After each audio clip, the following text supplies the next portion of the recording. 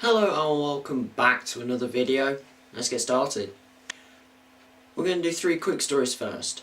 Firstly, Wayne Rooney has reached his 100th cap for England, becoming the 9th player to do so in a 3-1 victory over Slovenia, with him scoring a penalty during the game as well. So, well done Wayne.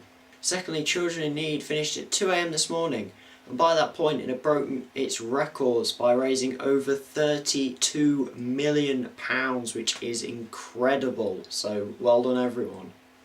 Third bit of news is Band Aid are returning with Band Aid 30, which will be featuring artists like Ed Sheeran, Rita Ora, Emily Sandé, Ellie Goulding, Sam Smith and One Direction, all singing parts of the original song Do They Know It's Christmas, which is being recovered once again, as it is the famous song they did back in 1984, 30 years ago, which raised money for poverty in Ethiopia. This year they are raising money for the fight against Ebola. Now looking at some longer news, and unfortunately the first one is a very sad story.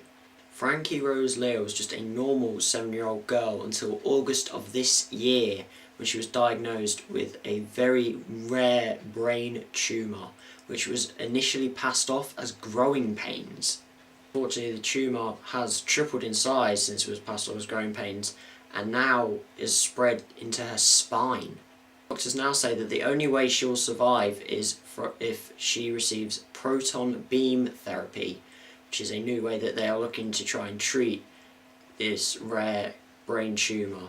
The problem is that this isn't done in the UK and is only primarily done in America. Now, because America doesn't have anything like the NHS, the treatment costs a huge £160,000, which the family would have to pay for by themselves. Now, they could get an NHS grant, but unfortunately that can take up to 8 weeks, and the parents, Michelle and Sam Lear, fear that their daughter won't even survive the next 8 weeks because she's expected to not live till Christmas if she doesn't get this treatment. Now, they did open up a donations page which reached £50,000 in just 3 days, but of course that was unfortunately not enough, which has sadly led to why this is a story, as the parents have had to put their house up for sale, saying that they would rather live in a box than have their daughter die. Now, with this being a very sad story, it is also a kind of heartwarming story to see what kind of things parents will do to keep their child alive. So all I can say is best of luck to everyone involved, and I hope the best comes out of this. Finally, Ed Miliband is in the news, and I actually kind of agree with something he said, which is a first. The Labour leader has today said that working at Sports Direct is a bad job. Now, this just sounds like a politician being snobbish, but if you actually look into what he said, it makes a lot of sense. Now, he said the Sports Direct is a bad place to work because of their 0-hour contracts. Now, if you don't know what a 0-hour contract is, it's quite confusing and seems ridiculous. This means that employers can hire staff without actually having them work, and they only have to pay them when they work.